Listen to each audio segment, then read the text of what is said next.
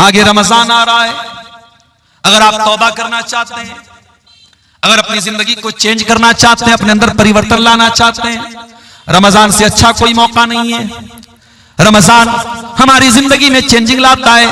सुबह 4 बजे उठ करके हम आम दिनों में कुछ खाते नहीं है, लेकिन रमजान में उठ करके सहरी खा रहे हैं। दोपहर का खाना हम रोजाना खाते हैं, रमजान में दोपहर का खाना क्या होता है हम भूल जाते हैं। हम दोपहर में कुछ नहीं खाते हैं, हम शाम को 5 बजे इफ्तार कर रहे हैं। रमजान ने हमारे खाने का टाइम चेंज कर दिया, हमारे पान पीने का टाइम चेंज कर दिया, हमारे सोने का टाइम चेंज कर दिया। जो रमजान हमारे खाने पीने सोने का टाइम चेंज कर सकता है, वो रमजान हमारे गुनाहों की दुनिया को भी चेंज कर सकता है। अगर कोई शराब पीता है, आए सच्ची तौबा करे कि इस रमजान से मैं शराब को हाथ नहीं लगाऊंगा। कोई सिगरेट पी रहा है, कोई नशा कर रहा है, कोई जिना कर रहा है, आए और इस रमजान में अल्लाह से सच्ची तौबा करे, अल्लाह अब मैं जिना के करीब नहीं जाऊंगा, मैं शराब के करीब नहीं जाऊंगा, मैं हराम काम के करीब नहीं जाऊंगा। मेरे प्यारे साथियों, रमजान एक बेहतरीन मौका है अल्लाह से सच्ची तौबा करने का।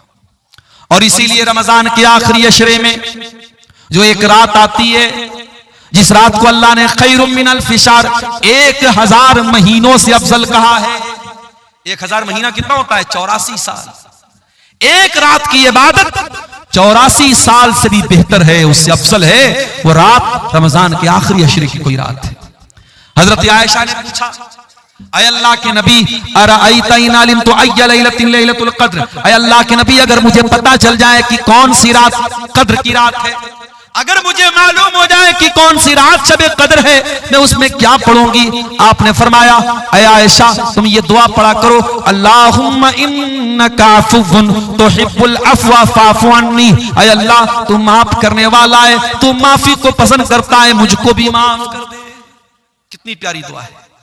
रमजान के आखिरी अशरे में ताक रातों में है, हम अल्लाह से ये दुआ कर रहे हैं। हम अल्लाह से कारोबार नहीं मांग रहे हैं, जायदाद नहीं मांग रहे हैं, खेत खलियान नहीं मांग रहे हैं, बच्चों की तंदुरुस्ती नहीं मांग रहे हैं, बीवी की सेहत नहीं मांग रहे हैं। हम क्या मांग रहे हैं? अल्लाहुम्मा इन्नका अफ़ुव्वुन तुहिब्बुल अफ़्वा, अय अल्लाह तू माफ करने वाला है और तू माफी को पसंद करता है। अय अल्लाह तू कुरान में बार बार कहता है, व इन ताफू व तस्फहू, अय मेरे बंदो तुम माफ कर दो ज्यादा बेहतर है। तुम बदला ले सकते हो, तुम इंतकाम ले सकते हो, मगर माफ कर दो तो ज्यादा बेहतर है। अय अल्लाह तू कुरान में बार बार ये ऐलान करता है, मेरे बंदो माफ कर दिया करो, मेरे बंदो दरगुजर कर दिया करो। अय अल्लाह इन्नका अफ़ू, तू माफ करने वाला है, तुहिब्बुल अफ़्वा, माफी को पसंद करता है, फ़अफ़ु अन्नी, अय अल्लाह मैं भी तेरा पापी बंदा हूं, मैं गुनाहों की गठरी लेके आया हूं, मैं गुनाहों की पोटली लेके आया हूं। अय अल्लाह रमजान की ताक रातों में तेरी बारगाह में हाथ उठा के दुआ कर रहा हूं, अय अल्लाह तू मेरे पापों को माफ कर दे, मुझे दरगुजर कर दे। ये दुआ भी मेरे प्यारे साथियों हमें सिखा रही है कि रमजान का बहुत अहम काम क्या है, हम तौबा करें। और बड़े बदनसीब हैं वो लोग जो रमजान में 14 घंटे भूखे रहते हैं, प्यासे रहते हैं, बीवी के पास नहीं जाते हैं, हलाल चीजों को अल्लाह के हुक्म पर छोड़ देते हैं, लेकिन हराम छोड़ने को तैयार नहीं है। अगर आप 14 घंटे हलाल छोड़ सकते हैं अल्लाह के हुक्म पर, तो हराम क्यों नहीं छोड़ सकते? यही तो ट्रेनिंग दे रहा है रमजान, यही तो ट्रेनिंग दे रहा है रोजा, कि अगर आप फजर से लेकर के मगरिब तक खाना हलाल है, पानी हलाल है, बीवी हलाल है, अगर आप हलाल चीजों को छोड़ सकते हैं तो ऐ शराब पीने वाले तू शराब क्यों नहीं छोड़ सकता? ऐ जिना करने वाले तू जिना क्यों नहीं छोड़ सकता?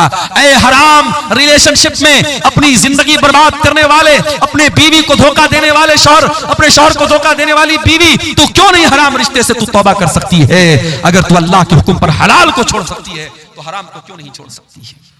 कभी आपने गौर किया है मेरे साथ?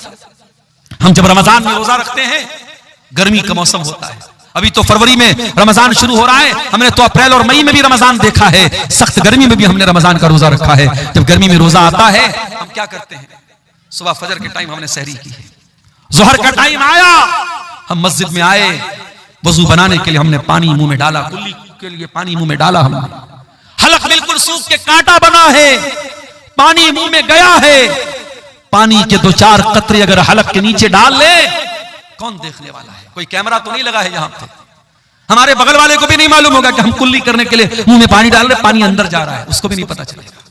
लेकिन गौर कीजिए वो कौन सी ताकत है मेरे साथियों, पानी मुंह में जा रहा है मगर बाहर आ रहा है, हलक के नीचे आप उतरने नहीं देते हैं। इसी का नाम तकवा है और रमजान यही तकवा हमें सिखाता है। या अय्युहल्लज़ीना आमनू कुतिबा अलैकुमुस्सियामु कमा कुतिबा अलल्लज़ीना मिन क़ब्लिकुम लअल्लकुम तत्तक़ून। ऐ ईमान वालों, ये रमजान तुम्हें तकवा सिखाने के लिए दिया गया है। ये रोजा तुम्हें तकवा सिखा रहा है, ये तकवा की ट्रेनिंग दे रहा है। मेरे साथियों, असर का टाइम हो गया, भूख और प्यास के मारे आपका बुरा हाल है। आप अपने कमरे में आते हैं, कमरे में फ्रिज रखा हुआ है, फ्रिज में केला भी है, अनार भी है, अमरूद भी है, सेब भी है, शहद भी रखा हुआ है, तरह तरह की चीजें रखी हुई है। आप अगर कमरा बंद करके 2-4 केले खा ले, कौन पूछने वाला है? 2-4 सेब खा ले, कौन पूछने वाला है? 2-4 चीजें खा ले, कौन पूछने वाला है? ठंडा ठंडा पानी पी ले, कौन पूछने वाला है? लेकिन यही तकवा होता है मेरे प्यारे साथियों। हम उस गर्मी के मौसम में असर के टाइम भी मस्जिद घर में बैठे हैं, लेकिन हम खाने पीने की चीजों को मुंह में नहीं डालते हैं।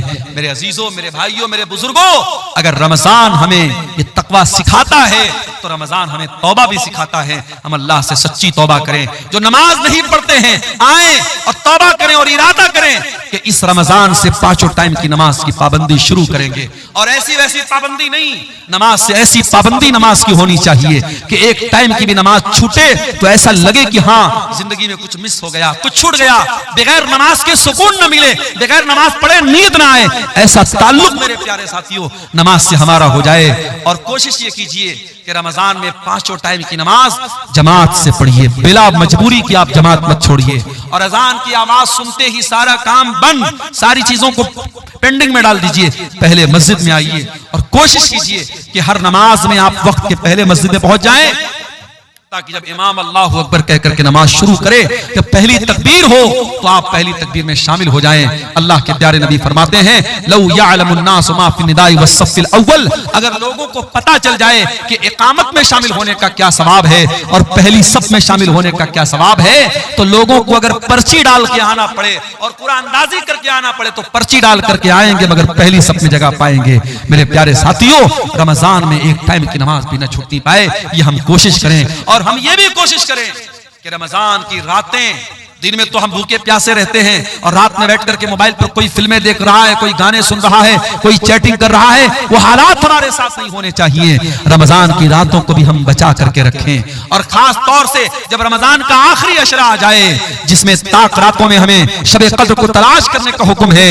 आखिरी अशरे के बारे में हजरत आयशा कहती हैं, जब रमजान का आखिरी अशरा आता था, अल्लाह के नबी पूरी पूरी रात जागते थे, अपने घर वालों को जगाते थे और कमर कस लेते थे। हमारे यहाँ उल्टी बात है, आखिरी अशरा आता है, कोई मार्केटिंग कर रहा है, कोई बीवी का कपड़ा देखने के लिए मार्केट जा रहा है, औरतें मेकअप का सामान लेने के लिए बाजार जा रही हैं। अल्लाह के वास्ते आखिरी अशरे को शॉपिंग का अशरा मत बनाओ, उसे खरीदारी का अशरा न बनाओ। मेरे प्यारे साथियों, आखिरी अशरे में कोशिश करो कि हम ज्यादातर अपना टाइम इबादत में गुजारें। और इसीलिए एतिकाफ जैसी इबादत को आखिरी अशरे में सुन्नत करार दिया गया, ताकि आखिरी अशरे में हम अल्लाह को राजी करें। मेरे प्यारे साथियों, सूरह ज़ुमर की वो आयत हमें दावत दे रही है, या इबादियल्लज़ीना असरफू अला अनफुसिहिम, ऐ मेरे बंदो, अगर तुमने गुनाह कर करके अपनी जानों पर जुल्म किया है, आओ ला तक़नतू मिर रहमतिल्लाह, तुम अल्लाह की रहमत से मायूस मत हो।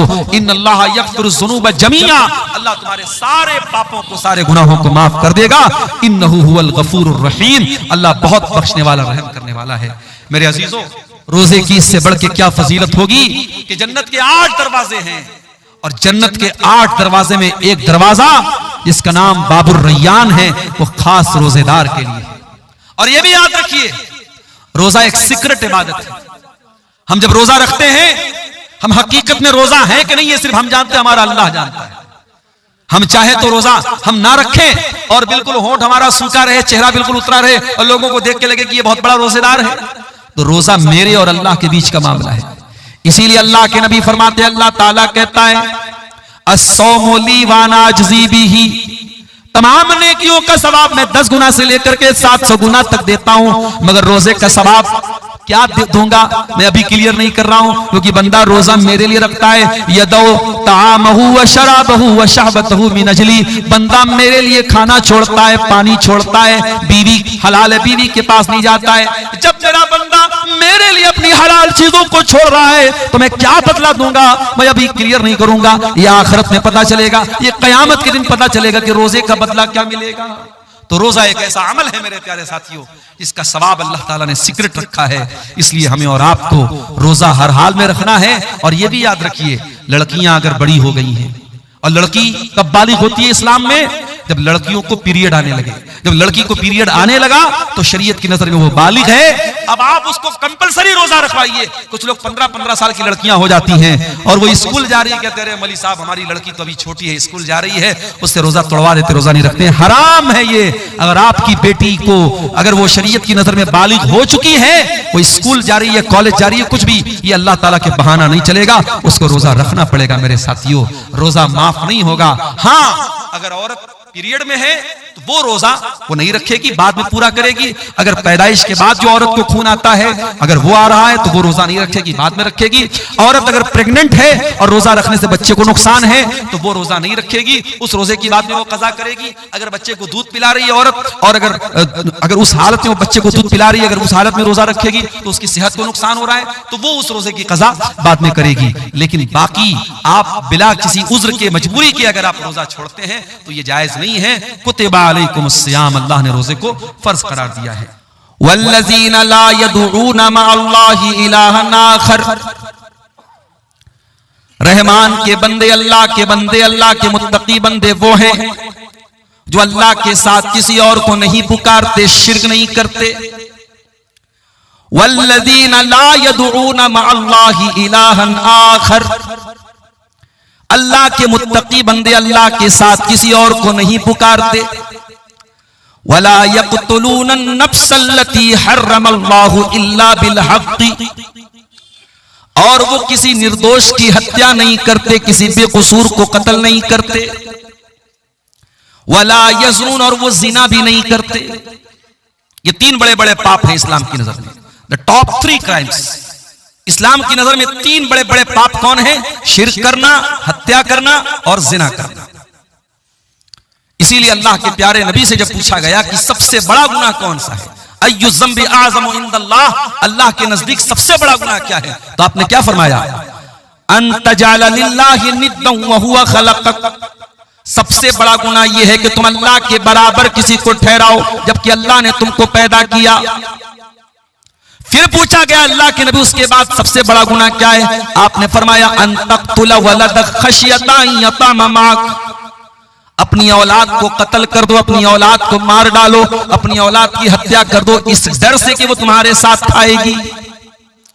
फिर पूछा गया अल्लाह के नबी उसके बाद कौन सा सबसे बड़ा गुनाह है? आपने फरमाया अन तुज़ानिया हलीलता जारिक, अपने पड़ोसी की बीवी के साथ तुम ज़िना करो।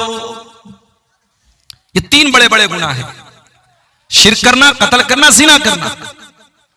अब जरा गौर कीजिएगा, अल्लाह ने इन 3 बड़े बड़े गुनाहों का जिक्र किया कि मेरे मुत्तकी बंदे, मेरे नेक बंदे ये 3 गुनाह नहीं करते। और उसके बाद फरमाया वमन यफ़अल ज़ालिका यल्क़ा असामा, जो ये पाप करेगा, जो शिर्क करेगा, जो कत्ल करेगा, जो ज़िना करेगा, वो बहुत बड़ा नुकसान उठाएगा। युज़ाअफ़ लहुल अज़ाबु यौमल क़ियामति व यख़्लुद फ़ीही मुहाना, उसको क़यामत के दिन डबल अज़ाब दिया जाएगा, डबल सजा दी जाएगी, और वह अल्लाह के अज़ाब में ज़लील होकर के हमेशा हमेशा रहेगा। इल्ला मन ताबा व आमना व अमिला अमलन सालिहा। अब इस पर मैं आपकी थोड़ी तवज्जो चाहता हूं। अल्लाह ने ये 3 बड़े बड़े गुनाहों का तज़किरा करने के बाद फरमाया इल्ला, हाँ कुछ लोग हैं जिनको एक्सेप्शन दिया गया, कुछ लोग हैं जो ये 3 बड़े बड़े गुनाह करके भी अल्लाह ताला क्या बच सकते हैं। कौन लोग? फरमाया इल्ला मन ताबा, जो सच्ची तौबा कर ले, व आमना, जो ईमान ले आए, व अमिला अमलन सालिहा, और नेक अमल करे। जो सच्ची तौबा कर ले, जो ईमान ले आए और जो नेक अमल कर ले, तो उसको क्या मिलेगा?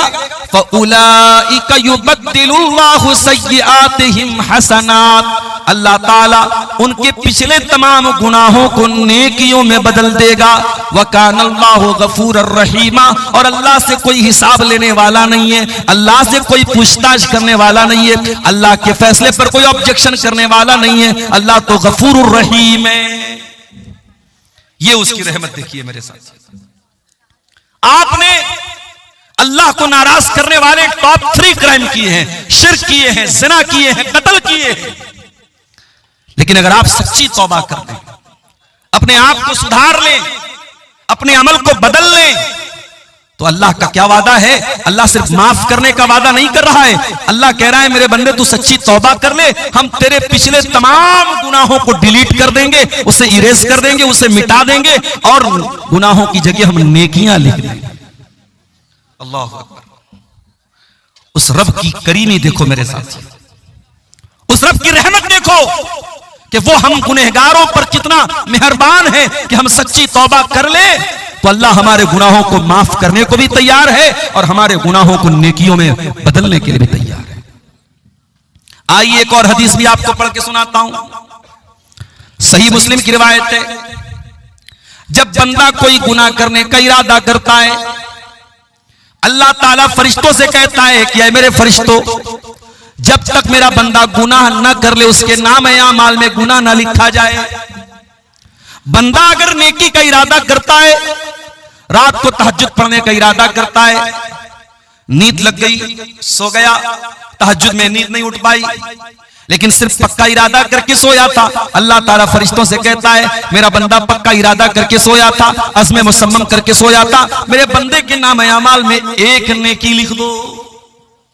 सिर्फ नेकी का इरादा करने पर एक नेकी मिल रही है। और अगर बंदा नेकी कर ले, तहज्जुद पढ़ ले, सदका खैरात कर ले, तो अल्लाह ताला 10 से लेकर 700 गुना तक नेकी का सवाब देता है। हम एक नेकी करते हैं, अल्लाह कभी 10 नेकी का सवाब भी देता है, कभी 100 नेकी का सवाब भी देता है, कभी 500 नेकी का सवाब भी देता है, कभी 700 गुना तक सवाब देता है। और अगर बंदा गुनाह का इरादा करे, अल्लाह फरिश्तों से कहता है रुक जाओ मेरे फरिश्तों, जब तक मेरा बंदा गुनाह नहीं कर लेगा उसके नाम आमाल में गुनाह मत लिखना। और अगर बंदा गुनाह का इरादा करने के बाद उसके दिल में अल्लाह का डर पैदा हो जाए और वो गुनाह के इरादे से बाज आ जाए, वो गुनाह ना करे, तो अल्लाह ताला फरिश्तों से कहता है उक्तबूहा लहू हसना, ऐ मेरे फरिश्तों मेरे बंदे के नाम आमाल में एक नेकी लिख दो। ऐ अल्लाह, ये बात तो समझ में नहीं आई। बंदा तो गुनाह का इरादा कर रहा था, शराब पीने का इरादा कर रहा था, ज़िना करने का इरादा कर रहा था, किसी लड़की को छेड़ने का इरादा कर रहा था, कोई हराम काम करने का इरादा कर रहा था, उसने गुनाह का इरादा किया था, हाँ उसके दिल में अल्लाह का डर पैदा हुआ, उसने गुनाह नहीं किया, ऐ अल्लाह तू उसके नाम आमाल में एक नेकी क्यों लिख रहा है? फरमाया उक्तबूहा लहू हसनतन फइन्नमा तरकहा मिन जर्राया, ऐ मेरे फरिश्तों मेरे बंदे के नाम आमाल में एक नेकी लिख दो, इसलिए कि उसने गुनाह से जो वो बच गया है, वो मेरे डर से बचा है, उसके दिल में मेरा डर आ गया, उसके दिल में मेरा तकवा आ गया, इसलिए मेरे बंदे ने गुनाह नहीं किया है, वो मेरा बंदा एक नेकी का हकदार है। अल्लाह अकबर। ये उस रब की शान करीमी है। वो रब हम पर कितना मेहरबान है, इसको और बेहतर तरीके से समझने के लिए जो मैंने दूसरी आयत पढ़ी है, सूरह ज़ुमर की आयत नंबर 53, आयत नंबर 53, और ये वो आयत है कि सहाबी रसूल अब्दुल्लाह बिन मसूद कहा करते थे कि कुरान की सबसे ज्यादा उम्मीद दिलाने वाली, सबसे ज्यादा मायूसी को दूर करने वाली, दिल में उम्मीदों की किरण पैदा करने वाली अगर कोई आयत है तो यही आयत है, सूरह ज़ुमर की आयत नंबर 53।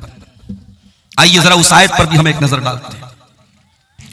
कुल या इबादी अल्लज़ीना असरफू अला अनफुसिहिम, ऐ नबी आप फरमा दीजिए, कह दीजिए, ऐ मेरे वो बंदो जिन्होंने गुनाह कर करके अपनी जानों पर जुल्म किया है। गौर कीजिएगा, अल्लाह ताला चाहता तो ये भी कह सकता था ऐ नबी मेरे गुनहगार बंदों से कह दीजिए, ऐ नबी शराबियों से कह दीजिए, ऐ नबी ज़ानियों से कह दीजिए, ऐ नबी शिर्क करने वालों से कह दीजिए, मगर अल्लाह का अंदाज देखो, अल्लाह कह रहा है कुल या इबादी अल्लज़ीना असरफू, ऐ नबी आप कह दीजिए ऐ मेरे बंदो। इंसान तो अल्लाह से डर भी नहीं रहा है, शराब पीने वाला शराब पीता है, अल्लाह से नहीं डरता है। जिना करने वाला जिना कर रहा है, अल्लाह से नहीं डर रहा है। हराम खाने वाला हराम का खा रहा है, अल्लाह से नहीं डर रहा है। कत्ल करने वाला कत्ल कर रहा है, अल्लाह से नहीं डर रहा है। वो तो अल्लाह से भाग रहा है, वो तो अल्लाह को छोड़ रहा है, मगर अल्लाह उसको छोड़ने को तैयार नहीं है। वो तो अपना रिश्ता अल्लाह से तोड़ने की कोशिश कर रहा है, लेकिन अल्लाह उससे रिश्ता नहीं तोड़ रहा है। अल्लाह जिना के बाद भी उसको अपना बंदा कह रहा है, कत्ल के बाद भी उसको अपना बंदा कह रहा है, शिर्क के बाद भी उसको अपना बंदा कह रहा है। कुल या इबादियल्लज़ीना असरफू, ऐ मेरे बंदो, तुमने पाप कर करके, तुमने गुनाह कर करके अपनी जानों पर बहुत जुल्म कर लिया, बहुत अत्याचार कर लिया, अपने आप को बहुत सता लिया। ऐ मेरे गुनहगार बंदो, आ जाओ, तुम्हारा परवरदिगार तुमको अपने दामन में बुला रहा है, अपनी रहमत में बुला रहा है। ला तक़नतू मिर रहमतिल्लाह, ऐ गुनाह करके अपनी जानों पर जुल्म करने वाले मेरे बंदो, तुम अल्लाह की रहमत से कभी मायूस मत होना। जानते हो अल्लाह की रहमत कितनी बड़ी है? चलिए मैं 2 हदीसें आपको पढ़ के सुनाता हूं, अल्लाह की रहमत कितनी बड़ी है। अल्लाह के नबी फरमाते हैं, इन्ना लिल्लाहि मियत रहमा, अल्लाह ताला के पास 100 रहमतें हैं, 99 रहमतें उसने अपने पास रखी है, एक रहमत उसने दुनिया में उतारी है। दुनिया में जो मां को बच्चों से प्यार है, जो दुनिया के बड़े बड़े दरिंदे, जंगली जानवर, सांप, बिच्छू, ये भी अपने बच्चों पर जो दया दृष्टि करते हैं, जो कृपा करते हैं, जो रहम करते हैं, जो मर्सी उनके दिल में आती है, जो प्यार और मोहब्बत एक मां के दिल में उमड़ता है, जानवरों के दिल में, इंसानों के दिल में, अल्लाह के नबी ने फरमाया वो एक रहमत जो अल्लाह ताला ने दुनिया में उतारी है, उस एक रहमत की वजह से ये होता है जो मां के दिल में बच्चा जितना भी नाफरमान हो जाए, मां कभी बच्चे से रिश्ता नहीं तोड़ती है, मां कभी बच्चे को सताती नहीं है, मां बच्चे से कभी बदला नहीं लेती है। जंगली जानवरों के अंदर भी, जहरीले जानवरों के अंदर भी अपने बच्चों के लिए जो प्यार है, जो प्रेम है, वो अल्लाह की एक रहमत की वजह से है। 99 रहमतें अल्लाह ताला ने अपने पास रोक के रखी, और वो 99 रहमतें कयामत के दिन अल्लाह ताला अपने गुनहगार बंदों को अता करेगा, अल्लाह उनकी मगफरत करेगा। दुआ करो अल्लाह की रहमत हमें भी नसीब हो जाए मेरे साथियों। इतना रहीम है वो परवरदिगार। एक जंग का मौका था, जंग में मुसलमानों ने कैदी पकड़े थे, कुछ मर्द भी कैदी बन के आए थे, कुछ औरतें भी कैदी बन के आई थी। उन्हीं कैदियों में एक औरत थी जो अपने बच्चे से बिछड़ गई थी, दूध पीता बच्चा उसका कहीं बिछड़ गया था। नबी अकरम का गुजर हुआ, आपने देखा औरत अपने बच्चे के लिए बहुत बेचैन है। मां को बच्चे से जो प्यार होता है सारी दुनिया जानती है, मां की ममता की मिसाल दी जाती है। और जब बच्चा दूध पीने के पीरियड में हो तो न मां को बच्चे के बिना करार मिलता है, न बच्चे को मां के बिना करार मिलता है। नबी अकरम ने देखा औरत तड़प रही है बच्चे के लिए, दूर कहीं उसको अपना बच्चा नजर आ गया, औरत दौड़कर अपने बच्चे के पास जाती है, अपने बच्चे को सीने से लगा लेती है, अपने बच्चे को दूध पिलाने लगती है। बच्चा जब मां के सीने में आता है, बच्चा रोते रोते खामोश हो जाता है, मां के दिल को भी करार मिल जाता है। नबी अकरम ने फरमाया, ऐ मेरे सहाबा, क्या बताओ ये मां जो अपने बच्चे से इतना प्यार करती है, क्या अपने बच्चे को आग में डालना चाहेगी? सहाबा ने कहा, अल्लाह के नबी ऐसा तो कभी नहीं हो सकता, मां तो अपने बच्चे से बहुत प्यार करती है, मां अपने बच्चे को कभी आग में नहीं डालेगी। आपने फरमाया, लल्लाहु अरहमु बिइबादिही मिन हाज़िहिल मरातिबि वलदिहा।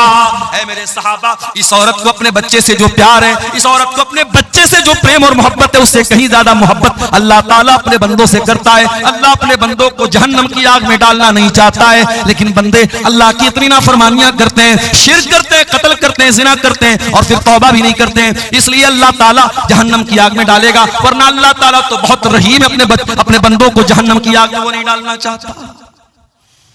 कुरान की आयत सूरह ज़ुमर की आयत नंबर 53 हमें यह बता रही है कि अल्लाह कितना रहीम है मेरे प्यारे साथियों। इसीलिए इस्लाम हमको सिखाता है हम अल्लाह की रहमत से कभी मायूस न हो। इब्राहिम अलैहिस्सलाम के पास फरिश्ते आते हैं और आकर के कहते हैं, इब्राहिम आपको बेटा होने वाला है। उन्होंने कहा, मुझे बेटा होगा, 80 साल की उम्र हो चुकी है, बुढ़ापे में मुझे बेटा होगा। फरिश्तों ने कहा कि हाँ आपको बेटा होगा, और इब्राहिम आप अल्लाह की रहमत से मायूस न हो। इब्राहिम अलैहिस्सलाम ने जवाब दिया, वमन यक़नतु मिन रहमति रब्बिही इल्ला ज़ाल्लून। ऐ फरिश्तों, कैसी बात कर रहे हो? अल्लाह की रहमत से तो वही लोग मायूस होते हैं जो गुमराह होते हैं, जो भटक जाते हैं। ईमान वाला कभी अल्लाह से मायूस नहीं होता है। याकूब अलैहिस्सलाम को देखो, याकूब अलैहिस्सलाम एक बेटा जिसका नाम यूसुफ था, वो बेटा बचपन में भाइयों की साजिश से गायब हो जाता है। फिर दूसरा बेटा, भाई लोग आके कहते हैं कि अब्बाजान आपके बेटे को अजीज मिस्र ने रोक लिया है। हजरत याकूब अलैहिस्सलाम समझ जाते हैं कि ये भी कोई प्लानिंग है। कहते हैं इज़हबू, ऐ मेरे बच्चों जाओ, फतहस्ससू मिन यूसुफ व अखी, और जा करके यूसुफ को तलाश करो और यूसुफ के भाई को तलाश करो। वला तयअसू मिन रौहिल्लाह, और अल्लाह की रहमत से मायूस मत हो। इन्नहू ला ययअसू मिन रौहिल्लाहि इल्लल कौमुल काफिरून। फरमाया अल्लाह की रहमत से वही लोग मायूस होते हैं जो काफिर होते हैं। मोमिन कभी अल्लाह की रहमत से मायूस नहीं होता।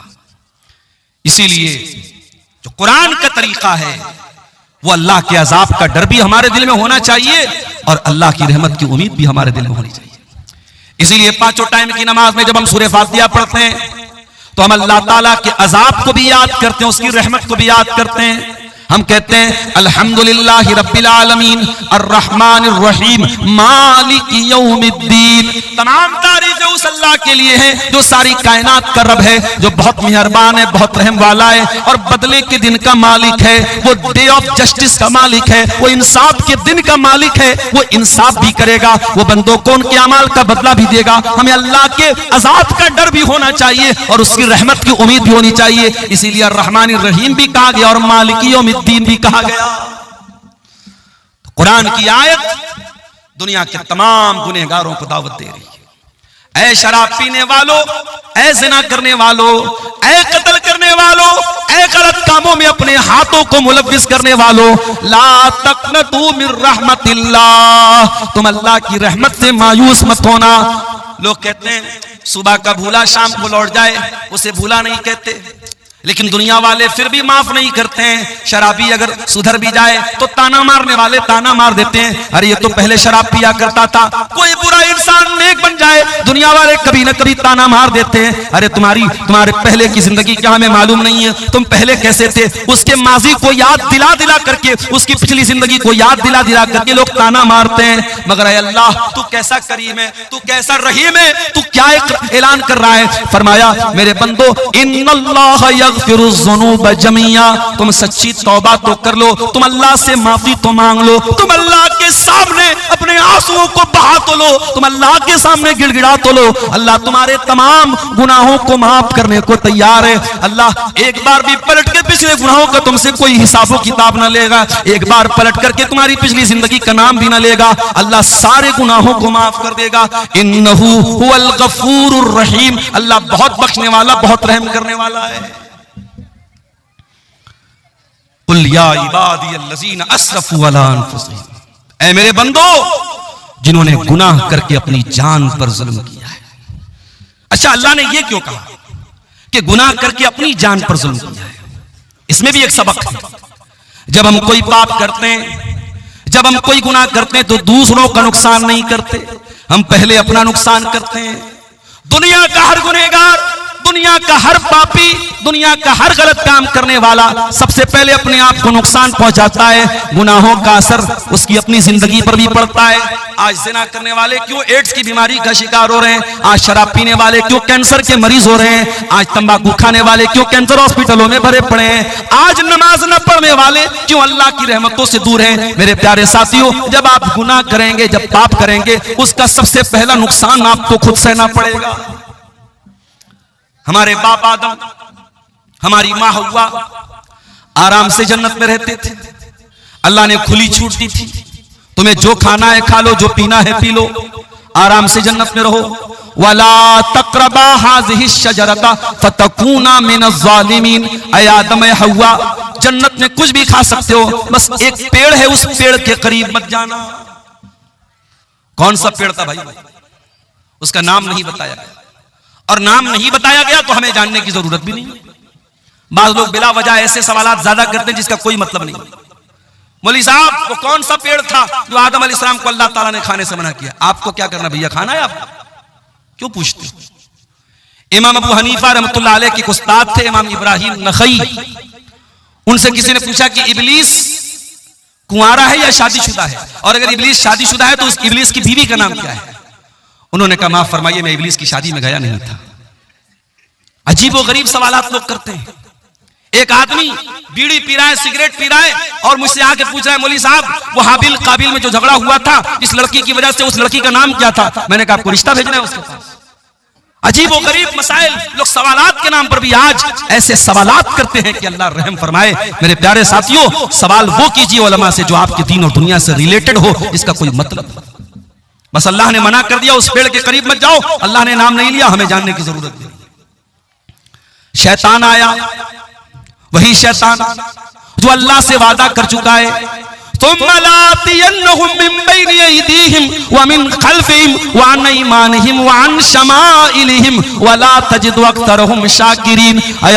मैं आदम को और आदम की औलाद को कयामत तक बहकाता रहूंगा। अय अल्लाह, मैं तेरे बंदों को कयामत तक बहकाता रहूंगा। कभी आगे से बहकाऊंगा, कभी पीछे से बहकाऊंगा, कभी दाहिनी तरफ से बहकाऊंगा, कभी बाएं तरफ से बहकाऊंगा। वला तजिदु अक्सरहुम शाकिरीन, और अल्लाह मैं वादा करता हूं तेरे ज्यादातर बंदों को तेरा नाशुक्रा बना दूंगा।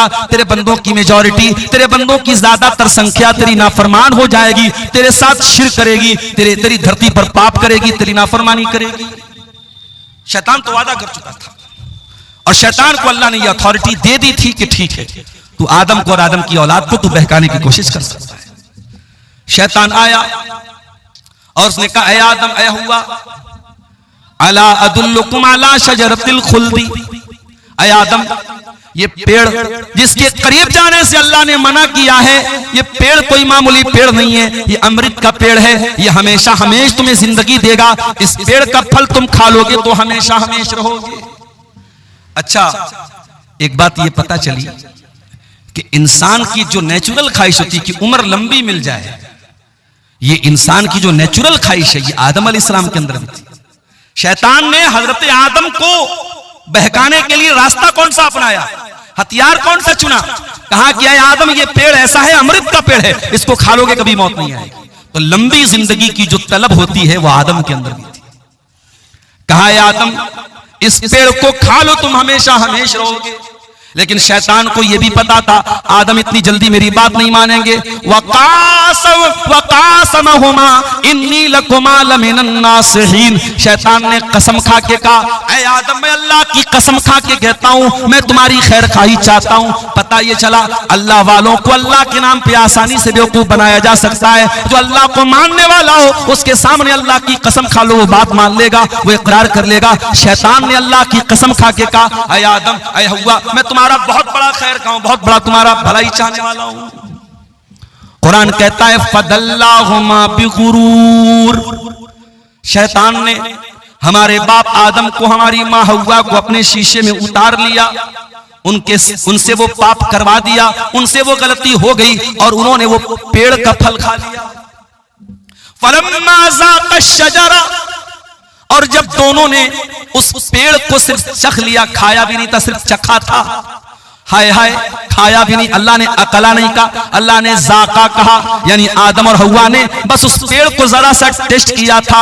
अरे खाया होता तो क्या असर होता, सिर्फ टेस्ट किया था, सिर्फ जरा सा मुंह में डाला था। फलम्मा ज़ाक़ा शजरत बदत लहुमा सौआतुहुमा, जैसे ही उस पेड़ के फल को उन्होंने स्वाद ले लिया, उसका टेस्ट ले लिया, उसको मुंह में डाल लिया, दोनों की शर्मगाहें खुल गई, दोनों के बदन के कपड़े उतर गए। अल्लाह की नाफरमानी की पहली सजा क्या मिली? नंगे हो गए। जन्नत में रेशम के कपड़े पहनते थे, बेहतरीन कपड़े पहनते थे, आदम का कपड़ा भी उतर गया, हव्वा का कपड़ा भी उतर गया। अच्छा, जब दोनों नंगे हो गए तो पहली चिंता क्या हुई कि अपनी शर्मगाह को कैसे ढांपा जाए। कुरान कहता है बदत लहुमा सौआतुहुमा व तफिका यक्सिफानी अलैहिमा मिन वरक़िल जन्ना, और आदम और हव्वा दोनों जन्नत के पत्तों से अपनी शर्मगाह को ढांपने लगे। उन्हें नंगा रहना पसंद नहीं था, उन्हें शर्मगाह का खुला रहना पसंद नहीं था। आज कितने बदतमीज लोग हैं, कितने बेगैरत लोग हैं, नंगे रहने को और शर्मगाह को दिखाने को वो बहुत बड़ी तरक्की समझते हैं। आज कितनी लड़कियां हैं, कितनी औरतें हैं जो अपने जिस्म की नुमाइश करके इंस्टाग्राम पर पैसे कमा रही हैं, कितने कितने बेगैरत शौहर हैं जो अपनी बीवी के जिस्म की नुमाइश करके पैसे कमा रहे हैं। वो लोगों, ये नंगा रहना, ये नंगापन, ये न्यूडिटी, ये वल्गैरिटी, ये उरियानियत, ये बेहुदापन, ये आदम का तरीका नहीं है, ये हवा का तरीका नहीं है। आदम का तरीका तो अपने आप को कवर करना है, अपने आप को छुपाना है। जो हकीकत में आदम की औलाद है, जो आदमी कहलाने के लायक है, जो इंसान कहलाने के लायक है, वो कभी भी वल्गैरिटी को पसंद नहीं करेगा, वो न्यूडिटी को पसंद नहीं करेगा, वो नंगेपन को पसंद नहीं करेगा। नंगापन ये इंसानियत के खिलाफ है, ये ह्यूमैनिटी के खिलाफ है, ये आदम और हव्वा के तरीके के खिलाफ है। दोनों जल्दी से अपनी शर्मगाह को कवर करने लगे, ढांपने लगे। दोनों को एहसास हुआ हमने बहुत बड़ी गलती कर दी, हमने अल्लाह की नाफरमानी कर दी, हमारे बदन का कपड़ा भी उतर चुका है। दोनों ने अल्लाह की बारगाह में हाथ उठाया और क्या दुआ की, जरा दुआ के अल्फाज पे गौर करो। फरमाया रब्बना ज़लमना अनफुसना व इल्लम तगफिर लना व तरहमना लनकूनन्न मिनल खासिरीन। परवरदिगार, हमसे ये जो गलती हुई है, हमसे जो तेरी नाफरमानी हुई है, हमने शैतान के झांसे में आके जो ये काम किया है, आय अल्लाह हमने किसी और पर नुकसान, किसी और का नुकसान नहीं किया है। रब्बना ज़लमना अनफुसना, अल्लाह ये गलती करके हमने अपने नफ्स पर बहुत बड़ा जुल्म कर लिया, बहुत बड़ा अत्याचार कर लिया। व इल्लम तगफिर लना, और अगर तूने हमको नहीं बख्शा, व तरहमना, और तूने हम पर रहम नहीं किया, लनकूनन्न मिनल खासिरीन, तो हमसे ज्यादा खसारा उठाने वाला कोई नहीं होगा। पता ये चला कि जब हम और आप गुनाह करते हैं तो अपने नफ्स पर जुल्म करते हैं, अपने आप पर अत्याचार करते हैं। और आगे बढ़िए, यूनुस अलैहिस्सलाम को देखिए, अपनी कौम को छोड़ के चले गए अल्लाह की इजाजत के बगैर, अल्लाह की मर्जी के बगैर, अल्लाह की इजाजत के बगैर, अल्लाह के हुक्म के बगैर अपनी बस्ती को छोड़ के चले गए। अल्लाह ने कहां पहुंचा दिया? फल्तकमहुल हूत, मछली के पेट में पहुंचा दिया। कितनी बड़ी मछली रही होगी, और उस मछली के पेट में यूनुस अलैहिस्सलाम बिल्कुल सही सलामत है। यह भी अल्लाह की बहुत बड़ी कुदरत है। मछली के पेट में यूनुस अलैहिस्सलाम पहुंच गए। अब जरा गौर करना मेरे भाइयों, समुंदर का अंधेरा है, मछली के पेट का अंधेरा है, रात का अंधेरा है, तीन अंधेरे हैं। यूनुस अलैहिस्सलाम तीन अंधेरों में पहुंच चुके हैं। दुनिया का कोई नेटवर्क वहां नहीं पहुंच सकता है। आज का दौर होता, एयरटेल भी काम न करता, बीएसएनएल भी काम न करता, जियो भी काम नहीं करता। आज पहाड़ों पे चले जाओ, मोबाइल का नेटवर्क काम करना बंद कर देता है। फ्लाइट पे चले जाओ, एयरप्लेन मोड में मोबाइल को डालना पड़ता है। आज भी दुनिया इतनी तरक्की कर चुकी है, लेकिन बहुत सारी जगह ऐसी है जहां नेटवर्क नहीं मिलता है, जहां मोबाइल कंपनियों का नेटवर्क नहीं पहुंचता है। वो लोगों, जहां दुनिया के किसी नेटवर्क का कवरेज ना हो, जहां दुनिया का कोई सिम न पहुंच सके, वहां मेरे परवरदिगार का नेटवर्क मौजूद होता है। यूनुस अलैहिस्सलाम मछली के पेट में पहुंच चुके हैं। उन्हें एहसास हो गया मुझसे गलती हो गई, मुझे अल्लाह की इजाजत के बगैर अपनी कौम को छोड़ के नहीं जाना चाहिए था। फनादा फिज़्ज़ुलुमात, उन्होंने मछली के पेट में अल्लाह को पुकारा। उनके दिल में एक बार भी ये ख्याल नहीं आया ये तो मछली का पेट है, ये तो अंधेरा है, ये तो समुद्र की गहराई है, यहाँ मेरी आवाज अल्लाह तक कैसे पहुंचेगी। यूनुस को यकीन था जहां दुनिया का कोई नेटवर्क ना पहुंचे वहां अल्लाह का नेटवर्क मौजूद है। फनादा फिज़्ज़ुलुमात, उन्होंने मछली के पेट में अल्लाह को पुकारा। और क्या पुकारा? ला इलाहा इल्ला अंत सुब्हानका इन्नी कुन्तु मिनज़्ज़ालिमीन। ऐ अल्लाह, तेरे सिवा मेरा कोई माबूद नहीं, तेरे सिवा मेरा कोई सहारा नहीं। सुब्हानका, तू पाक है। इन्नी कुन्तु मिनज़्ज़ालिमीन, ऐ अल्लाह मैं बहुत बड़ा जालिम हूं, मुझसे गलती हो गई, अल्लाह मुझको माफ फरमा दे। हो लोगों, दुआ मांगने की तमीज सीखो, दुआ मांगने का तरीका सीखो। आगे रमजान आ रहा है, रमजान दुआओं का महीना है। जब रोजा रख के तुम अल्लाह से दुआ करोगे, अल्लाह जरूर तुम्हारी दुआ को सुनेगा। इसलिए कि अल्लाह कुरान में जहां रमजान का जिक्र करता है, जहां रोजे का जिक्र करता है, वहीं अल्लाह ये भी कहता है वइज़ा सालका इबादी अन्नी फइन्नी करीब। ऐ मेरे नबी, जब मेरे बंदे आपसे मेरे बारे में सवाल करें तो जवाब दे दीजिए मैं करीब हूं। उजीबु दावतद दाई, मैं दुआ करने वालों की दुआओं को सुनता हूं। शर्त ये फलयस्तजीबू ली वलयुमिनु बी, बंदे मेरी बात तो माने, बंदे मेरे ऊपर ईमान तो ले आए। अगर आप अल्लाह की बात मानेंगे, अल्लाह पर ईमान लाएंगे, अल्लाह आपकी हर दुआ सुनने को तैयार है। हमें दुआ मांगने का तरीका ही नहीं आता मेरे साथ। यूनुस ने अल्लाह से कितनी प्यारी दुआ मांगी, इसीलिए अल्लाह के नबी फरमाते हैं दावतो ज़िन्नून, मछली वाले नबी की दुआ जब जब मुसलमान किसी मुसीबत में पड़ता है तो अल्लाह ताला जरूर उसकी मुसीबत को दूर करेगा। ये बहुत प्यारी दुआ है, ला इलाहा इल्ला अंता सुब्हानका इन्नी कुन्तु मिनज़ ज़ालिमीन। ऐ अल्लाह तेरे सिवा मेरा कोई माबूद नहीं है, तू पाक है, मैं जालिम हूं। जरा इस दुआ के अंदर भी गौर करो, बंदा अपने आप को जालिम कह रहा है। इसका मतलब यह हुआ कि जब भी हम कोई गुनाह करते हैं तो पहले अपना नुकसान करते हैं। और यह बात याद रखो मेरे साथ, आपके गुनाहों की सजा आपके बच्चे भी भुगत रहे हैं, हमारे गुनाहों की सजा हमारा परिवार भी भुगतता है। हम कोई पाप करते हैं उसका असर हमारे बच्चों पर भी पड़ता है, हमारी बीवी पर भी पड़ता है, हमारे परिवार पर भी पड़ता है, हमारी पूरी जिंदगी पर पड़ता है। इसीलिए अल्लाह कुरान में कहता है, वमन आरज़ अन ज़िक्री फ़इन्न लहू मईशतन ज़नका। जो मेरे जिक्र से मुंह मोड़ेगा, जो मेरी नाफरमानी करेगा, जो मेरी शरीयत को छोड़ देगा, हम उसकी जिंदगी को परेशानी वाली जिंदगी बना देंगे। व नहशुरुहु यौमल क़ियामति आमा। और क़यामत के दिन उसको अंधा बना करके उठाएंगे। गुनाहों का असर हमारी लाइफ पर भी पड़ता है मेरे प्यारे साथियों, हमारी तंदुरुस्ती पर भी पड़ता है।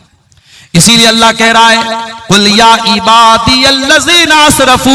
ऐ नबी आप कह दीजिए, ऐ मेरे वो बंदो जिन्होंने पाप कर करके, गुनाह कर करके अपनी जानों पर जुल्म किया है। एक इंसान था, बहुत गुनहगार था। अल्लाह के नबी फरमाते, लम यामल खैरन क़त। उसने कभी कोई नेकी का काम नहीं किया था। मरने का टाइम आया, सारे बच्चों को बुलाया, ऐ मेरे बच्चों, मैं बहुत बड़ा गुनहगार हूं, मैंने दुनिया में कभी कोई नेकी का काम नहीं किया है। इज़ा मित्तु फ़अहरिकूनी। जब मेरी मौत हो जाए तो एक काम करना, मुझे जला देना, मेरी पूरी बॉडी को जला देना। और जब मेरी पूरी बॉडी राख बन जाए, मेरा पूरा जिस्म जब राख बन जाए, मेरी राख के दो हिस्से कर देना। आधी राख को समंदर में फेंक देना, आधी राख को खुशकी में कहीं उड़ा देना। अगर अल्लाह ताला मुझे अजाब देने पर कादिर है तो वो तब भी मुझे अजाब दे देगा। मेरे बेटो, ये तरीका तुम अपना लेना, शायद मैं अल्लाह के अजाब से बच जाऊं। मैं बहुत बड़ा गुनहगार हूं, अगर अल्लाह मेरी पकड़ करेगा मैं अल्लाह के अजाब से बच नहीं पाऊंगा। इसलिए तुम मुझे जला करके मेरी राख को आधा समंदर में डाल देना, आधा खुशकी में डाल देना, शायद मैं अल्लाह के अजाब से बच जाऊं। अल्लाह के नबी फरमाते हैं, उसके बेटों ने ऐसा ही किया। उसके मरने के बाद उसको जला दिया, उसकी राख को आधा हिस्सा समंदर में डाल दिया, आधा हिस्सा खुशकी में डाल दिया। अल्लाह ताला कुल्ल शैइन क़दीर है। अल्लाह ने उसकी राख के सारे जर्रात को इकट्ठा करके उसे दोबारा जिंदा किया आलम बरज़ख में। और अल्लाह ने पूछा कि ऐ मेरे बंदे, तुझे किस चीज ने इस अमल पर उभारा? तूने अपने बेटों को ऐसी वसीयत क्यों की? तूने अपने बेटों से ये क्यों कहा कि मुझे जला देना? उसने कहा, खशियतु का, ऐ अल्लाह तेरे डर की वजह से मैंने ऐसा काम किया है, तेरा खौफ मेरे ऊपर तारी था। ऐ अल्लाह मैं बहुत गुनहगार था, मुझे डर लग रहा था, तू अगर मुझे पकड़ लेगा तो मैं बच नहीं पाऊंगा, तेरे डर की वजह से मैंने ऐसा किया है। अल्लाह ने फरमाया, ऐ मेरे बंदे जा, अगर तूने मेरे डर से ऐसा किया है, जा, मैं तेरे डर की कदर करता हूं। और अल्लाह ने उस बंदे को जिसने जिंदगी में कभी कोई नेकी का काम ना किया था, अल्लाह के डर की वजह से उसने ऐसी वसीयत की थी, अल्लाह ने उस बंदे को जहन्नम से बचा करके जन्नत में दाखिल कर दिया। इतना करीम है हमारा परवरदिगार मेरे प्यारे साथियों। इसलिए इंसान कभी गुनाह करते करते ये ना सोचे कि अब मैं तौबा भी करूंगा तो पता नहीं मेरी तौबा कबूल होगी कि नहीं होगी। जहां आपके गुनाहों की सरहदें खत्म हो जाती हैं, वहां से अल्लाह की रहमतों की सरहद शुरू होती है मेरे साथियों। इसीलिए अल्लाह के नबी फरमाते, बड़ी लंबी हदीस है हजरत अबू ज़र ग़िफ़ारी की, और ये वो हदीस है, अबू ज़र ग़िफ़ारी जब ये हदीस बयान करते थे तो उनसे बयान करने वाले अबू इद्रीस खौलानी ताबई जब इस हदीस को पढ़ने लगते थे तो घुटनों के बल गिर करके रोने लगते थे। बड़ी लंबी हदीस है, मैं उस हदीस का आखिरी टुकड़ा आपके सामने पढ़ रहा हूं।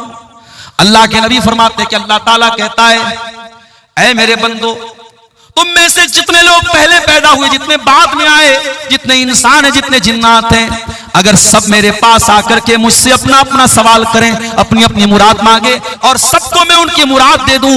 मा नक़स मिन मुल्की शैया, मेरी हुकूमत के खजाने में, मेरी सल्तनत में कोई कमी आने वाली नहीं है। इल्ला कमा यनकुसुल मिख्यत मिनल बहर, जैसे समंदर में सुई को डाला जाए तो सुई समुद्र से जितना पानी लेके निकलेगी, जरा सा भी पानी सुई लेकर के नहीं निकल सकती। सुई को समुद्र में डाला जाए कितना पानी निकलेगा। अल्लाह ने फरमाया अगर सारे बंदों को मैं उनकी मुंह मांगी मुराद दे दूं, मेरे खजाने में उतनी भी कमी आने वाली नहीं है। उसके बाद अल्लाह के नबी कहते हैं, अल्लाह ताला कहता है, ऐ मेरे बंदो, अगर सारी दुनिया के लोग सबसे ज्यादा मुत्तकी बन जाएं, परहेजगार बन जाएं, मा ज़ादा फी मुल्की शैया, मेरी सल्तनत में कोई बढ़ोतरी होने वाली नहीं है। सारी दुनिया के इंसान और जिन्नात कानू अला अफजर क़ल्बि रजुल, सब मेरे नाफरमान बन जाएं, सब गुनहगार बन जाएं, मा नक़स मिन मुल्की शैया, मेरी सल्तनत में कोई कमी आने वाली नहीं है। हम अगर गुनाह करते हैं मेरे साथी, हम अगर पाप करते हैं तो हम अपना नुकसान करते हैं, अल्लाह का कोई नुकसान नहीं करते हैं। अल्लाह की शान में, उसकी हुकूमत में कोई कमी आने वाली नहीं है मेरे प्यारे साथी। इसीलिए हमें और आप को चाहिए कि हम अल्लाह की तरफ रुजू करें, हम अल्लाह से सच्ची तौबा करें। और सूरह ज़ुमर की आयत हमें उसी तौबा की तरफ बुला रही है मेरे साथी। कुल या इबादी अल्लज़ीना असरफू अला अनफुसिहिम ला तक़नतू मिन रहमतिल्लाह, ऐ नबी आप कह दीजिए, ऐ मेरे बंदो जिन्होंने गुनाह कर करके अपनी जानों पर जुल्म किया है, ला तक़नतू मिन रहमतिल्लाह, तुम अल्लाह की रहमत से कभी मायूस मत होना। 14 फरवरी की तारीख अभी गुजरी है, पूरी दुनिया में इसको वैलेंटाइंस डे के नाम से मनाया जाता है।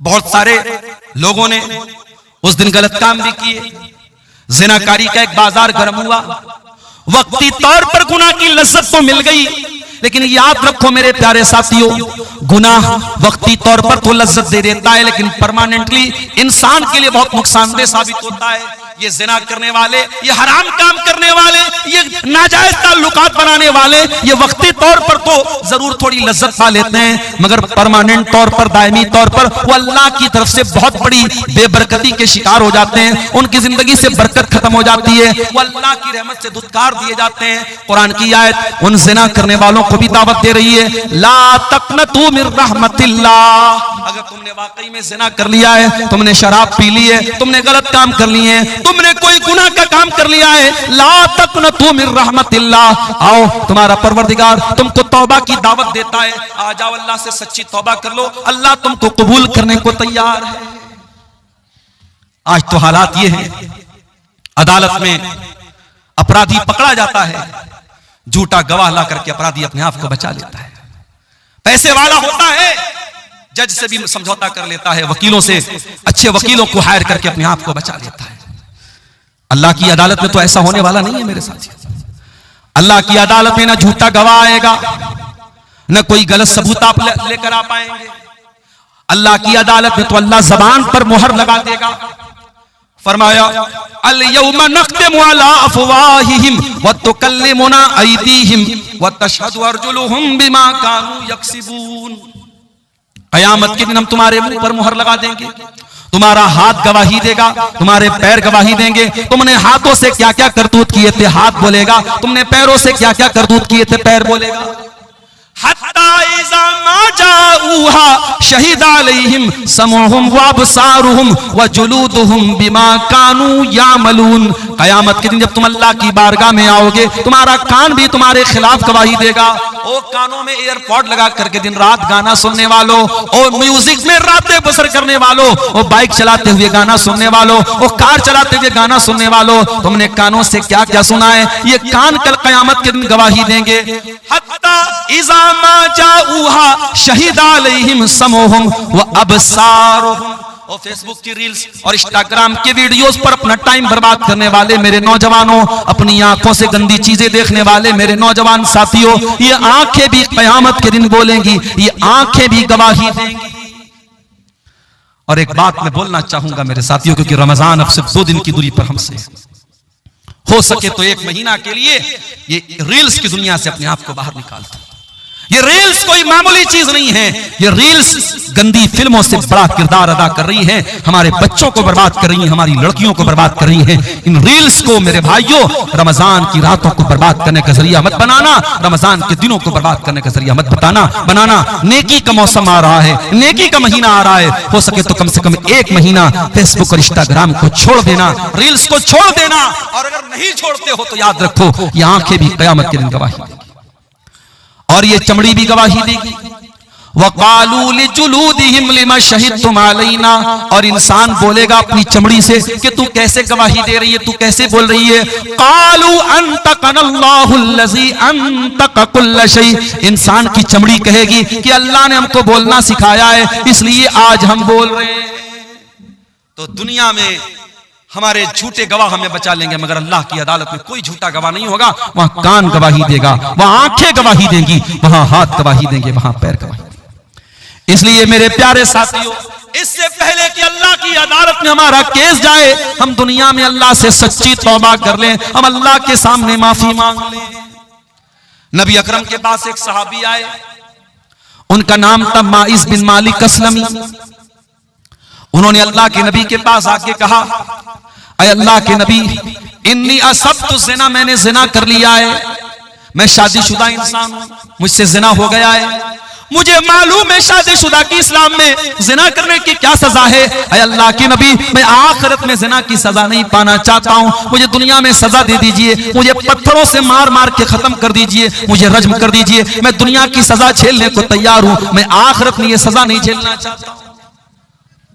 नबी अकरम ने अपने सहाबा से कहा, जरा पता लगाओ इन्होंने शराब तो नहीं पी है। सहाबा ने मुंह सूंघा, अय अल्लाह के नबी शराब के नशे में नहीं है। फिर आपने पता लगाओ इनका दिमाग तो नहीं खराब हो गया है, इनको पागलपन का दौरा तो नहीं आ रहा है। सहाबा ने तहकीक करके बताया, अय अल्लाह के नबी दिमाग भी बिल्कुल ठीक ठाक है। आपने फरमाया अच्छा जाओ बाद में आना। नबी ने एक मौका और दे दिया। कुछ दिनों के बाद माइस बिन मालिक अस्लमी फिर आते हैं, अय अल्लाह के नबी मुझे जिना की सजा दे दीजिए, मैंने बहुत बड़ा पाप कर लिया है। आपने फरमाया जमीन में गड्ढा खोदो। गड्ढा खोदा गया, माइस का आधा धड़ गड्ढे में डाला गया, आधा धड़ बाहर रखा गया और पत्थरों से मार मार के माइस बिन मालिक अस्लमी को कत्ल किया गया। उनको जिना की सजा दी गई, उनको रज्म किया गया, उनको मार दिया गया।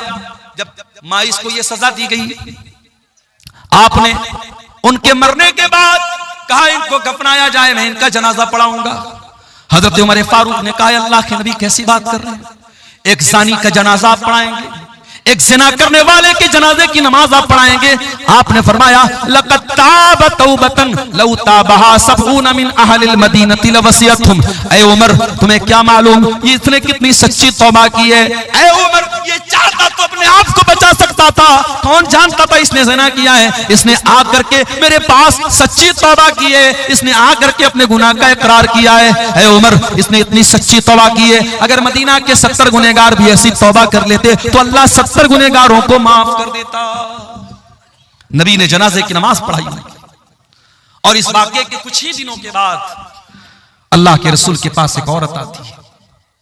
उस औरत का नाम तो नहीं मालूम, लेकिन वो कबीले गामिद की औरत थी, गामिदिया, उसको हदीसों में गामिदिया का नाम आया है। गामिदिया औरत आती है और वो आकर के कहती है अल्लाह के नबी मुझे पाक कर दीजिए, मैंने भी ज़िना किया है। और बाज़ उलमा ने लिखा कि माइस बिन मालिक अस्लमी ने इसी के साथ ज़िना किया था, वल्लाहु आलम, इसका कोई प्रूफ नहीं है। उसने आकर के कहा अल्लाह के नबी मुझे ज़िना की सजा दे दीजिए। आपने उसको टालने की कोशिश की। उसने कहा अल्लाह के नबी आप मुझे टालना चाहते हैं जैसे आप माइस बिन मालिक को टालना चाहते थे। अय अल्लाह के रसूल इन्नी लहुबला, मैं हमल से हूं, मैं पेट से हूं, मेरे पेट में बच्चा भी है, वलदु ज़िना भी है। अय अल्लाह के नबी मैं वाकई में ये पाप मैंने किया है, मुझको आप ज़िना की सजा दे दीजिए। नबी अकरम ने कहा अगर वाकई में तुम हमल से हो तो जाओ, जब बच्चे की डिलीवरी हो जाए, जब बच्चा पैदा हो जाए तब तुम मेरे पास आना। यहां अपराधी अपने आप को बचाता है, यहां अपराधी खुद चल के आया है और अल्लाह के नबी उसको बचने का मौका दे रहे हैं। 9 महीने का टाइम आपने दे दिया। 9 महीने के बाद जब बच्चा पैदा हो गया, वो औरत अपने बच्चे को गोद में लेकर के आती है। अय अल्लाह के नबी मैं वही औरत गामिदिया, बच्चा पैदा हो चुका है, ये बच्चा ले लीजिए और मुझको ज़िना की सजा दे दीजिए। आपने फरमाया नहीं नहीं, बच्चा अभी बहुत छोटा है, अभी माँ के दूध के बिना ये बच्चा नहीं रह पाएगा। जब तक ये माँ का दूध पी रहा है तुमको सजा नहीं मिलेगी। जाओ, जब बच्चा दूध छोड़ देगा, जब रोटी खाने लगेगा, तब तुम मेरे पास आना। 2 साल का टाइम आपने और दे दिया। जरा गौर करो मेरे प्यारे साथियों, 2 साल लंबा टाइम होता है। शायद सहाबा भी उस औरत को भूल चुके हैं, शायद अल्लाह के नबी भी भूल चुके हैं, शायद किसी को उस औरत के बारे में कुछ याद भी नहीं है। 2 साल के बाद सहाबे किराम के साथ अल्लाह के नबी बैठे हैं। एक औरत आती है, उसके हाथ में छोटा बच्चा है और बच्चे के हाथ में रोटी का टुकड़ा है। अय अल्लाह के रसूल, मैं वही कामिदी औरत हूँ, मेरा बच्चा रोटी खाने लगा है, दूध छोड़ चुका है। अय अल्लाह के नबी, अब देर न कीजिए, मैंने जो पाप किया था उस पाप का बोझ में अपने सीने पर महसूस कर रही हूँ। अय अल्लाह के नबी, मुझे ज़िना की सजा दुनिया में दे दीजिए, मैं आखिरत की सजा झेल नहीं पाऊंगी। तहिरनी या रसूल अल्लाह, अल्लाह के नबी मुझे पाक कर दीजिए। आपने बच्चा एक मुसलमान के हवाले किया। औरत को गड्ढा खोद के गड्ढे में डाला गया, पूरे बदन को कस करके चादर से लपेटा गया ताकि बेपर्दगी ना हो। हाय हाय, औरत को ज़िना की सजा हो रही है, पत्थरों से मारा जाएगा।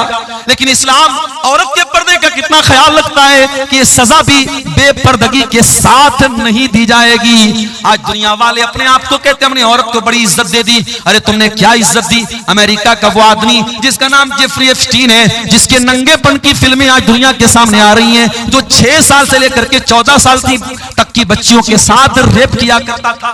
बाकायदा उसका एक आइलैंड था अमेरिका में, और उस आइलैंड पर वो 6 साल से लेकर के 14 साल तक की बच्चियों को किडनैप करता था, उनके साथ दरिंदगी करता था, उनको नोचता था, उनके साथ जिना करता था। और यही नहीं, एप्स्टीन फाइल में यहां तक मौजूद है कि वो दरिंदा बच्चियों को कत्ल करके उनका गोश्त खाया करता था। ये दरिंदे ये आज इंसानियत की बात करते हैं, ये हैवान ये आज औरत की आजादी की बात करते हैं। अरे औरत को इज्जत अगर किसी ने दी है तो मजहब इस्लाम ने दी है, औरत को सम्मान किसी ने दिया है तो मजहब इस्लाम ने दिया है। औरत को सजा मिल रही है जिना की, मगर इस्लाम उस सिचुएशन में भी बेपर्दगी की तालीम नहीं देता है। नबी ने कहा उस औरत के पूरे बदन को कपड़े से कस करके बांधा जाए ताकि उसकी बेपर्दगी ना हो, उसके जिस्म की नुमाइश ना हो। पत्थरों से मारा जाने लगा, औरत का कपड़ा खून से लथपथ हो गया। थोड़ी देर के बाद उस औरत का इंतकाल हो गया। जब उसके ऊपर पत्थर मारा जा रहा था, उसके खून के कुछ छींटे हजरत खालिद बिन वलीद के कपड़े पर पड़ गए। खालिद बिन वलीद का सफेद कपड़ा, उस पर उस औरत के खून के छींटे पड़ गए। खालिद बिन वलीद की जबान से कुछ नाज़ेबा कलमात निकल गए, कुछ गलत चीजें निकल गई। पता नहीं कैसी गंदी औरत का खून मेरे कपड़े पर पड़ गया, इस तरीके का कोई जुमला उनकी जुबान से निकल गया। नबी ने फरमाया महलन या खालिद, ऐ खालिद खबरदार, अपनी जबान को लगाम दो। लक़द ताबत तौबतन लौ ताबहा साहिब मुहसिन लगफिर लहू। ऐ खालिद, इस औरत ने इतनी सच्ची तौबा की है, अगर कोई डाकू, कोई डाका डालने वाला भी अगर तौबा करता तो अल्लाह ताला उसकी तौबा को कबूल कर लेता। मेरे प्यारे साथियों, उसके बाद अल्लाह के नबी ने उस औरत की भी जनाजे की नमाज पढ़ाई है। इसको तौबा कहते हैं। मेरे प्यारे साथियों, जब गुनहगार अपने गुनाहों के एहसास के बोझ के तले दब जाए और अल्लाह से अपनी गुनाहों की माफी मांगे, इसको तौबा कहते हैं। तौबा कोई खिलवाड़ नहीं है मेरे प्यारे साथियों, तौबा कोई मजाक नहीं है। जब तक इंसान को अपने गुनाहों का एहसास न हो, जब तक अपने गुनाहों की जिंदगी पर शर्मिंदगी न हो, नदामत न हो, जब तक उसकी आंखों से नदामत के आंसू न बहते हो, तब तक तौबा का कोई मतलब नहीं। और यह भी याद रखो मेरे प्यारे साथियों, अगर इंसान ने कोई ऐसा गुनाह किया है जिसका ताल्लुक हुकूकुल इबाद से है, किसी की जमीन हत्या ली, किसी का माल हड़प लिया, किसी के साथ चीटिंग कर ली, बेईमानी कर ली, फ्रॉड कर लिया, किसी की जमीन पर नाजायज कब्जा कर लिया, किसी के मकान पर तजावुज कर लिया, तो ये वो गुनाह है जो सिर्फ तौबा करने से माफ नहीं होगा, जो सिर्फ अल्लाह के सामने रोने से माफ नहीं होगा। अगर आपने हुकूकुल इबाद पे डाका डाला है, अगर आपने किसी का हक मारा है, तो वो हक आपको देना पड़ेगा। दुनिया में पैसे के बदले आप पैसा देते हैं। ये नेपाल बॉर्डर का इलाका है, मैंने देखा चंदे में नेपाल का भी कुछ पैसा नजर आ रहा है। बॉर्डर के इलाकों में नेपाल का पैसा भी चल रहा है, इंडिया का पैसा उस पार चल रहा है, उधर का पैसा इस पार चल रहा है बॉर्डर के इलाके में। लेकिन आप इंडिया का पैसा सऊदी अरब में लेके जाएं, नहीं चलेगा, वहां रियाल चलेगा। दुबई आप लेके चले जाए, वहां आपका इंडिया का पैसा नहीं चलेगा, वहां दिरहम चलेगा। कुवैत में आप चले जाएं, वहां दीनार चलेगा। अमेरिका में चले जाएं, वहां डॉलर चलेगा। ब्रिटेन में आप चले जाएं, वहां पाउंड चलेगा। आप दुनिया के मुख्तलिफ मुल्कों में चले जाएं, वहां उनकी करेंसी चलती है। मेरे प्यारे साथियों, आखिरत में जब मरने के बाद हम अल्लाह के यहाँ जाएंगे तो वहां दुनिया का माल और दुनिया की दौलत और दुनिया की करेंसी नहीं चलेगी, वहां करेंसी चेंज हो जाएगी। अगर दुनिया में हमने किसी का माल हड़पा है, किसी की जमीन हड़पी है, किसी बहन बेटी के साथ हमने ज्यादती की है और उसका हक मारा है, तो कयामत के दिन हमें अपनी नेकियों से हाथ धोना पड़ेगा। कोई हमारी नमाज लेके चला जाएगा, कोई रोजा लेके चला जाएगा, कोई तरावी लेके चला जाएगा, कोई हज लेके चला जाएगा, कोई उम्रा लेके चला जाएगा, और उसके बाद भी अगर हकदार खड़े होंगे, अल्लाह के नबी फरमाते हैं सुम्मा उखिज़ मिन सय्यिआतिहिम, फिर उनके गुनाहों को लेकर के हमारे नामे अमाल में डाला जाएगा। और इंसान जो दुनिया से नेकी का पहाड़ लेके गया था, अगर हुकूकुल इबाद का मामला गड़बड़ है तो हालत ये हो जाएगी कि गुनाहों से लथपथ होकर के जहन्नम में फेंक दिया जाएगा। इसलिए मेरे प्यारे साथियों, अगर सच्ची तौबा करना चाहते हो हुकूकुल इबाद से, तो दुनिया में हक दे दो, हक दे दो। और अगर किसी को ज़बान से तकलीफ पहुंचाई है तो जाकर के माफी मांग लो, उसके बगैर अल्लाह ताला क्या माफी मिलने वाली नहीं है। मेरे प्यारे साथियों, अल्लाह के प्यारे नबी फरमाते हैं लतुअद्दुन्नल हुकूक इला अहलिहा यौमल क़ियामह, तुम्हें क़यामत के दिन हकदारों को उनका हक देना पड़ेगा। हत्ता युक़ादल शातिल जलहाई मिनश शातिल करना, यहां तक कि अगर बगैर सींग वाली बकरी को सींग वाली बकरी ने मारा है, अगर सींग वाली बकरी ने बगैर सींग वाली बकरी को मारा है तो उसका भी क़िसास लिया जाएगा, उसका भी बदला लिया जाएगा। क़यामत के दिन उसका भी क़िसास लिया जाएगा मेरे साथियों। इसलिए मेरे प्यारे साथियों, अल्लाह से सच्ची तौबा करो। और सूरह ज़ुमर की आयत नंबर 53 हमें उसी की दावत दे रही है। कुल या इबादियल्लज़ीना असरफू, ऐ मेरे वो बंदो जिन्होंने गुनाह कर करके अपनी जानों पर जुल्म किया है, ला तक़नतू मिन रहमतिल्लाह, तुम अल्लाह की रहमत से मायूस न होना। उसके बाद एक सवाल यह आया है, गैर मुस्लिम से चंदा लेना कैसा है, ये जानने के बावजूद कि वो सूद ब्याज का काम करता है। देखिए, अगर गैर मुस्लिम सूद और ब्याज का काम करता है और वही उसका ज्यादातर धंधा उसी चीज का है, उसका बड़ा कारोबार वही है, तो ऐसे गैर मुस्लिम से आपको चंदा नहीं लेना चाहिए, ना मस्जिद में ना मदरसे में। और साफ बोल दीजिए कि भाई देखिए, हमारे यहाँ सूद और ब्याज हराम है और आपका कारोबार सूद और ब्याज का है, हम आपसे चंदा नहीं ले सकते। वो नाराज हो जाए मगर उससे चंदा मत लीजिए। लेकिन अगर कोई गैर मुस्लिम ऐसा है जो ज्यादातर कारोबार उसका तो जायज चीजों का है, लेकिन चूंकि वो गैर मुस्लिम है, वो इस्लाम को तो नहीं मानता है, और कुछ चीजों का वो हराम का भी कारोबार करता है, लेकिन मेजर हिस्सा, बड़ा हिस्सा उसके कारोबार का हलाल है, तो उसका चंदा आप ले सकते हैं। मस्जिद में भी ले सकते हैं, मदरसे में भी ले सकते हैं। क्यों ले सकते हैं? अल्लाह के नबी के दौर में जो खाने काबा था, उस खाने काबा को मुशरिकीन ने अपने पैसे से बनाया था और मुशरिकीन ने हलाल पैसे से बनाया था। उन्होंने तय किया था हम हराम पैसा नहीं लगाएंगे। तो जब अल्लाह के नबी ने खाने काबा को फतह किया, तो अगर उनके चंदे और उनके पैसे से बना हुआ काबा सही न होता तो अल्लाह के नबी उस इमारत को तोड़वा देते, मगर आपने उसको बरकरार रखा। और नबी के दौर में गैर मुस्लिमों से जो अल्लाह के नबी के जो ताल्लुकात थे, उसमें भी कहीं हमको ये चीज नहीं मिलती है कि आपने उनके साथ खाने पीने को मना किया हो, या उनसे लेन देन को मना किया हो, या उनके तोहफे तहफ को लेने से मना किया हो आपने। हाँ, जहां मजहबी मामला आ जाएगा, उनके किसी मजहबी त्यौहार में हम शामिल नहीं होंगे, किसी शिरकिया त्यौहार में शामिल नहीं होंगे, और किसी शिरकिया त्यौहार में मिलने वाला कोई सामान है उसमें हम शामिल नहीं होंगे। वल्लाहु आलम बिस्सवाब। नमाज के लिए इमामत का सबसे ज्यादा हकदार कौन है? अल्लाह के नबी की बड़ी साफ हदीस है, या उम्मुल कौम अक़रउहुम लिकिताबिल्लाह, कुरान को सबसे ज्यादा पढ़ने वाला। कुरान को सबसे ज्यादा कौन पढ़ता है? जो हाफिज कुरान होता है। तो अगर कोई हाफिज कुरान है, वो इमामत का सबसे ज्यादा हकदार है। लेकिन यहाँ ये बात याद रखिए कि बाज हमारे यहाँ ऐसे हाफिज कुरान होते हैं जो हाफिज कुरान तो हैं मगर नमाजी नहीं है, या दड़ी मुंडे हैं, तो ऐसे लोगों को इमामत नहीं दी जाएगी। अगर वो हाफिज है और साथ में दीनदार है, मुत्तकी है और नमाज के मसले मसाइल जानता है, तो वो ज्यादा हकदार है। और उसके बाद सेकंड नंबर पे कौन है? आलमुहुम बिस्सुन्नह, सुन्नत का जानकार। हाफिज कुरान के बाद दूसरे नंबर पे सुन्नत का जानकार यानी आलिम दीन, वो ज्यादा हकदार है। अगर आलिम दीन भी बहुत सारे लोग हैं तो अल्लाह के नबी ने फरमाया कि उनमें फिर सबसे ज्यादा जो उमरदार, जो सबसे ज्यादा बाउमर है, मुअम्मर है, मालिय 3-4 उलमा है, तो जो उसमें सीनियर है उसको इमामत के लिए आगे बढ़ाया जाएगा। तो ये पूरी तरतीब हदीसों में बयान की गई। एक कब्र को दूसरी जगह ट्रांसफर करने का सही तरीका क्या है? देखिए, एक कब्र को दूसरी जगह ट्रांसफर करने का सही तरीका यही है कि जहां पे कब्र है, अगर हमको कन्फर्म मालूम है कि यहां पे कब्र है, तो उस कब्र में जो भी मुर्दे के बकियात हैं, उसकी हड्डियां वगैरह हैं, उनको एहतियात के साथ और एहतराम के साथ उनको वहां से उठा करके दूसरी जगह मुंतकिल किया जाएगा। अब उसमें कोई इस तरीके का जिक्र नहीं है हदीसों में कि हम बाकायदा अलग से कफन ला करके कफन में रखेंगे।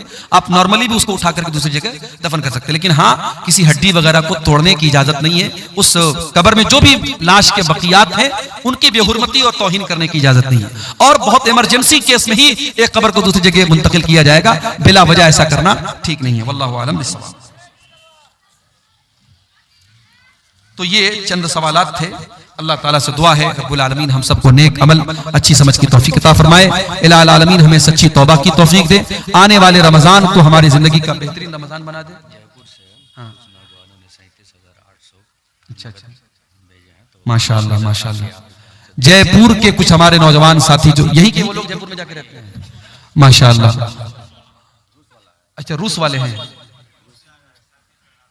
ठीक है, रूस से आया है। अच्छा अच्छा, यहाँ के कुछ नौजवान रूस में काम करते हैं, माशाअल्लाह। उन्होंने तकरीबन 37,000 रुपये ऑनलाइन भेजे हैं इस मदरसे के लिए, मरियम लिल बनात के लिए। रब्बुल आलमीन उन तमाम नौजवानों को जो वहां काम कर रहे हैं, अल्लाह उनकी हिफाजत फरमाए। से लगा के रखना, नजर को अपनी झुका के रखना, हिजाब सर से लगा के रखना। ऐ मेरी बहनों, हया से अपना हमेशा दामन सजा के रखना। कदम कदम पर खड़े हैं रहज़न, तुम्हारा ईमान लूटने को। कदम कदम पे खड़े हैं रहज़न, तुम्हारा ईमान लूटने को। है कीमती बिल यकीन ये दौलत, खुदारा इसको बचा के रखना। न जाना दल दल में कुफ्र बातिल के भूल कर भी ऐ मेरी बहनों।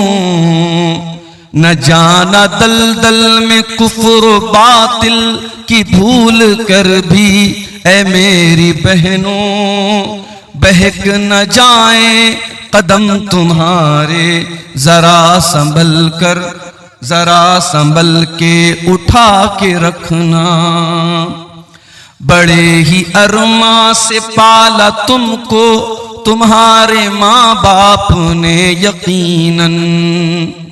बड़े ही अरमा से पाला तुमको तुम्हारे माँ बाप ने यकीनन। तुम उनकी हर एक आरज़ू को गुलाब जैसे खिला के रखना। तुम उनकी हर एक आरज़ू को गुलाब जैसे खिला के रखना। तुम आयशा खौला फातिमा हो, तुम्हारी रग रग में खून उनका। सहाबिया से तुम्हारा रिश्ता ज़माने को ये बता के रखना। तुम्हारी इज्जत व आबरू की नहीं है कोई जहां में कीमत। ईमान की खुशबू को अपने सीने बदन में हर पल बसा के रखना। मिलेगी दोनों जहां की तुमको शराब चलने में कामयाबी। तुम्हें है जाहिद की ये नसीहत, तुम इसको मकसद बना के रखना। नजर को अपनी झुका के रखना, हिजाब सर से लगा के रखना। ऐ मेरी बहनों, हया से अपना हमेशा दामन सजा के रखना। अल्लाह उनकी इस नेकी को कबूल फरमाए। अल्लाह उनके इस सदक़ात और खैरात को दुनिया और आखिरत में उनकी नजात का जरिया बनाए। और जिन भाइयों ने भी आज इस मदरसे के लिए ताउन किया है, रब्बुल आलमीन उनके ताउन हाँ, कबूल फरमाए। जाते जाते आप तमाम हजरात से गुजारिश है कि आप हजरात अगर नहीं अब तक हिस्सा लिए हैं इस नेकी में तो आगे बढ़ करके हिस्सा लें। यहाँ ऑनलाइन जो है स्कैनर वगैरह भी मौजूद है, उसमें आप अपना जो चंदा और ताउन देना चाहें वो दे सकते हैं, जो कैश देना चाहे वो कैश दे सकते हैं। रब्बुल आलमीन आप तमाम हजरात की नेकियों को कबूल फरमाए और ज्यादा से ज्यादा हमें अल्लाह की राह में अपने नेकी के काम अंजाम देने की तौफीक दे। दुनिया में अल्लाह ताला हमें खैर बरकत से नवाजे और आखिरत में अल्लाह ताला अपनी मग़फ़िरत से हमें नवाजे। आमीन व आखिर दावाना अनिल हम्दुलिल्लाहि रब्बिल आलमीन। वस्सलामु अलैकुम।